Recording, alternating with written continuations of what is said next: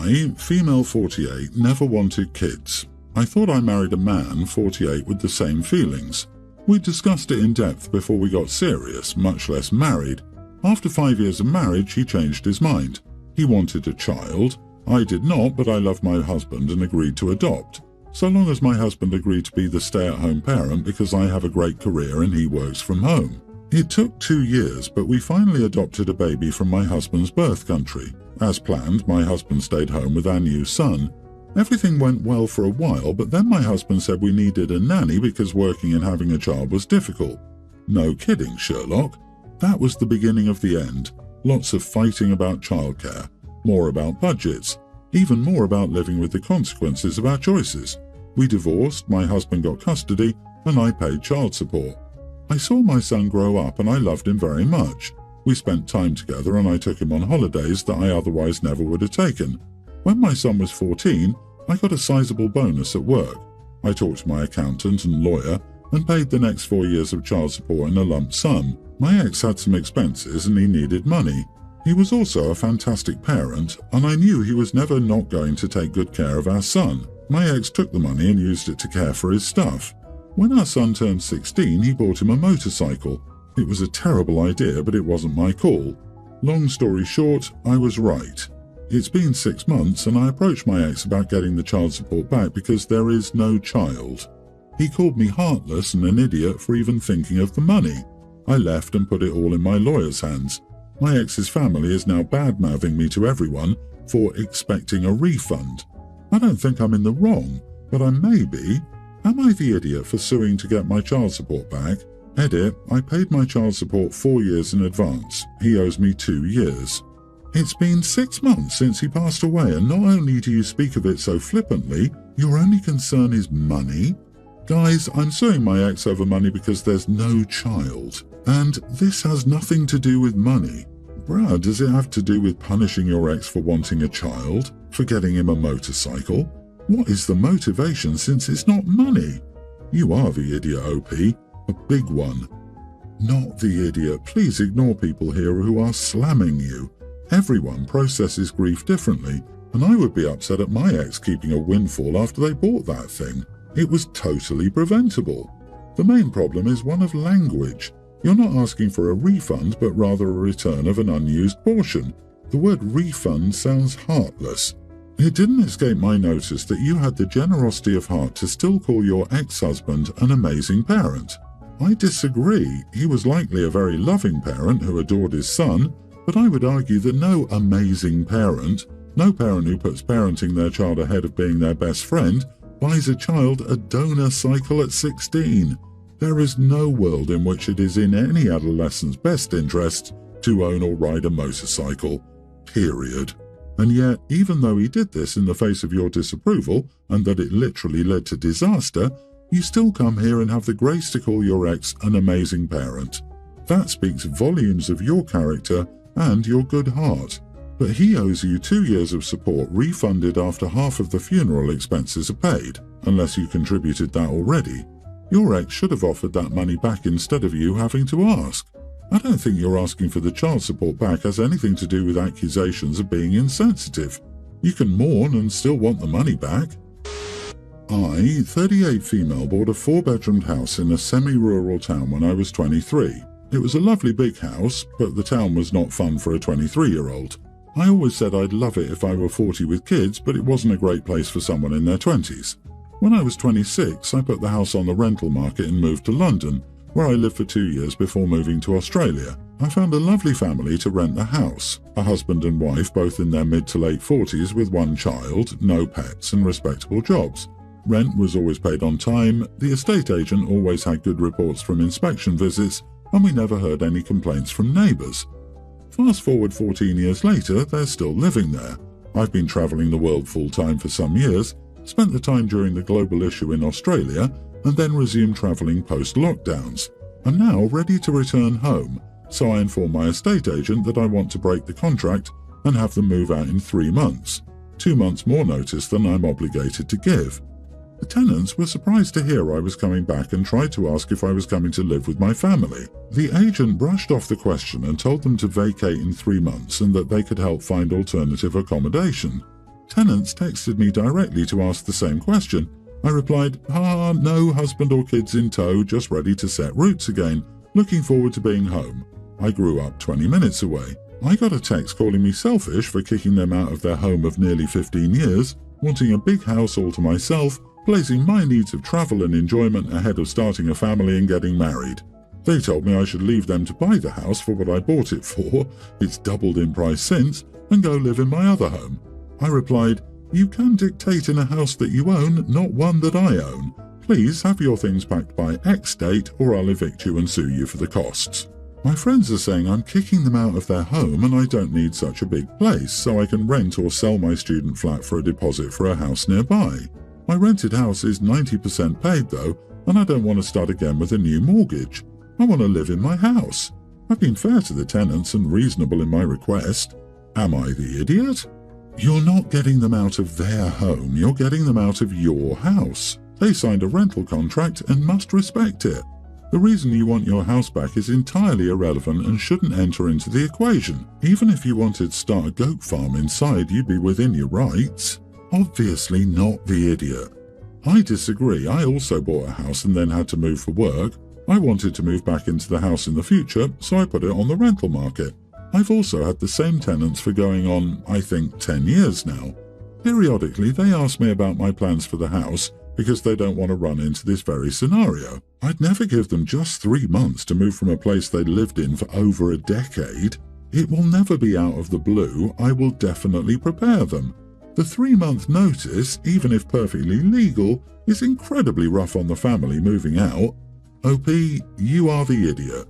Agreed, she sounds entitled as heck.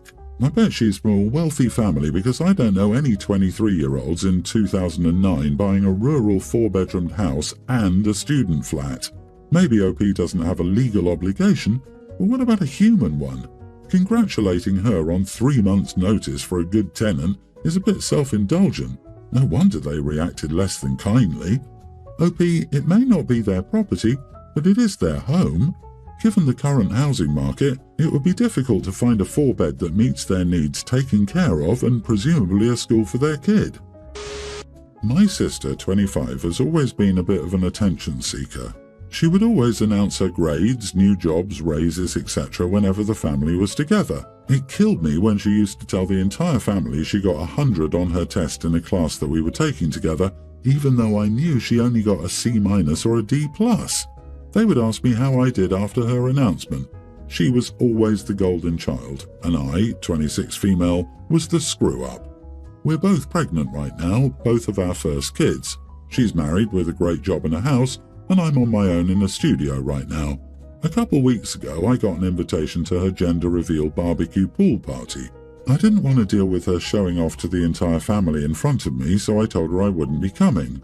She asked why, so I told her that I didn't want to deal with her friends and our family. She insisted it would be fun, so I told her that gender reveal parties are tacky and I didn't want to deal with it. She again insisted that it would be fun and to think of it as a barbecue with coloured cookies. I snapped at her that I didn't want to go to a stupid party to watch her show off to our family just like she did when we were younger. She hung up on me and now our parents are upset at me for being rude to her. Am I the idiot for telling my sister gender reveal parties are tacky and attention-seeking? You are the idiot. Your example isn't an indicator of a golden child, by the way. It's normal for a child to want their parents to know they did well. You expected her to hide her accomplishments because you didn't do as well, and you think she's the problem? Talk about jealousy and selfishness. I don't like gender reveal parties either. But this has nothing to do with that and everything to do with your jealousy. Why should the sister be a lesser version of herself for you? Grow up. Everyone's the idiot here. Everyone is piling on about OP being jealous. I hate the way people treat weaknesses like that you're an idiot for having them. You certainly can be an idiot for how you express them, and I think OP was here to an extent.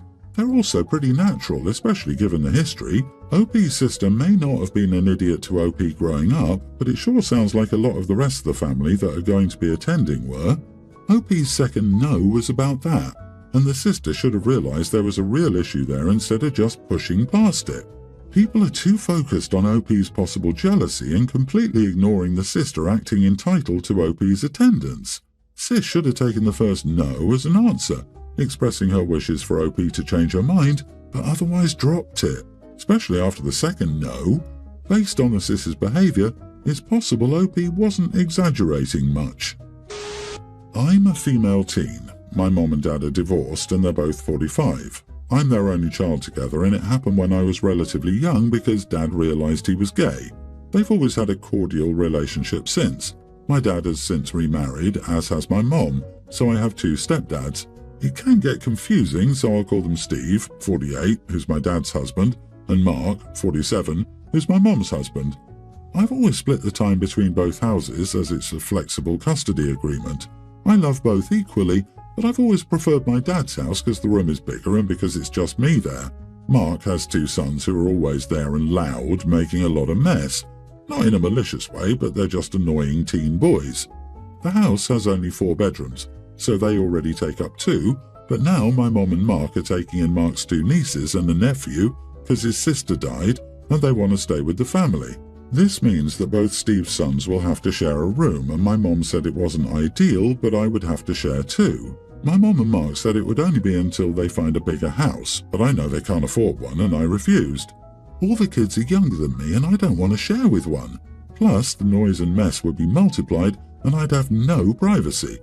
I got really annoyed because my mom was getting upset and said she was trying to make the best of a bad situation. I ended up calling my dad and asking if he could get me. I told him how I felt, and after talking about it more with Steve too, I decided I didn't want to live at Mom's anymore because one house with 6 kids isn't fair. I went back with Steve, who calmly told my mom what I wanted, and he helped me get all my belongings from there. I've been at his and my dad's since. My mom has been calling and texting a lot, as has Mark, who told me I'm breaking her heart because she isn't doing it maliciously. We're trying to help out family who have nowhere else to go. I understand that, but they don't have the room, and I don't want to sacrifice my privacy. I'm annoyed because why are they taking in kids they have no room for? My dad is annoyed with my mom too because I struggled a lot with Mark's son moving in and he thinks she's putting too much on me. Steve has been supportive and isn't bad-mouthing anyone, and he thinks I'm justified in my hurt and has been hugging me as stuff a lot since I can't stop crying. Am I the idiot? Your mother and her husband aren't doing it maliciously, but you aren't doing it maliciously either. While your mother is hurt by your decision, there's no reason for you to suffer if there's a viable alternative. You are not the idiot. Why do I feel that Mom and Mark are counting on OP to help with childcare? Because outside of that, moving to Dad and Steve's, at least for the short term, is ideal. OP will be sharing a room with all the little girls. Why wake up your aunt and uncle when your fun cousin is in your room? I guarantee your mom and stepdad were planning to have you help with childcare and household chores. You're doing the right thing in leaving the household. I highly recommend that you ask Mom to spend time alone with you during your visitation time with her. The best way for the two of you to foster a relationship is to spend time alone together, and if she can't or won't spend time alone with you, that's a choice she's making. I, 42 female, am in a pickle and need some perspective on whether or not I'm being unreasonable. So, here's the deal. One of my closest friends, 40 female, is getting married, and she's decided to have a destination wedding in Bali. The thing is, this wedding is going to be quite extravagant, expensive, and child-free. While I'm genuinely happy for her, I have reservations about attending. Here's why. Cost. The trip is going to cost me a small fortune. Between the flights, accommodation, and all my friend has planned activities, it will set me back several $1,000s. I'm not in the best financial situation right now, and this expense would seriously strain my budget. Time off work. I have limited vacation days at my job and I had other plans for my time off this year. Going to the wedding means I won't be able to do those things or even take a proper vacation. Children. I'm a single mother of 2 beautiful kids, a female pre-tween and a male kindergartner. My husband passed away a few years ago. The wedding and wedding events in Bali are 2 weeks long and child-free.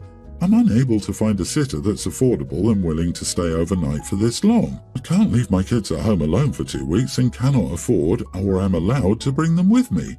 When I told my friend that I might not be able to make it due to these reasons, she got really upset and accused me of not being a true friend. She said it was a once-in-a-lifetime event and I should prioritize her special day. Now I'm feeling torn. On the one hand, I don't want to let my friend down, but on the other hand, I don't want to put myself in financial jeopardy and can't leave my children alone. So, am I the idiot for not wanting to attend my friend's extravagant destination wedding? I value our friendship, but I also must consider my well-being and responsibilities. Not the idiot. It's her lifetime event, not yours. She can invite people to join her, but she has no right to expect anyone but the groom to prioritize it above their other plans and obligations. You have no reason to jeopardize yourself because a true friend would. A true friend would understand why you can't go. Heartily seconded. OP will probably have the chance to attend many other events where other people act incredibly selfish, though I hope for better than her. As OP's friend puts it, a true friend wouldn't expect anyone to destroy their finances to attend her wedding, and that's not even touching on the issue of childcare for 2 weeks. Also, really, attending a 2-week wedding which I pay thousands for sounds like a living nightmare to me. OP, I want to tell you a personal anecdote. Someone very close to me, James, got married a few years ago to Jenny. James invited his closest friend David and David's wife Debbie to the wedding. James and David had known each other for almost 50 years since they were very young. They were lifelong best friends and had been best man at each other's first weddings. Naturally, David desperately wanted to come to James's wedding, but he'd already arranged a trip overseas for Debbie, so he couldn't make it, and for a reason that became obvious later, but James didn't know at the time, David couldn't cancel or postpone the trip. James was sad and puzzled, but he responded with kindness. He didn't throw a tantrum, he didn't try to guilt David, and he didn't demand David cancel his trip. He told David he would be sad not to have him and Debbie there at the wedding, but wished him a great trip. What James didn't know at the time, but David and Debbie did, was that David had terminal cancer. This trip overseas was the last one David would ever be well enough to take. He ended up telling James he was dying shortly before the end when he couldn't hide it anymore. James was naturally devastated, but relieved that he never tried to guilt David into not going on his trip. He was a good, supportive friend. He didn't understand David's reasons at the time, but he accepted they must be good reasons. This is how real friends deal with a situation where one person plans a special event and the other can't go. James and David handled it far more maturely than your so-called close friend is handling it. Feel free to read the story above to your friend if she tries to guilt you again. If she was as good a friend as you make it out, she would understand why you couldn't attend.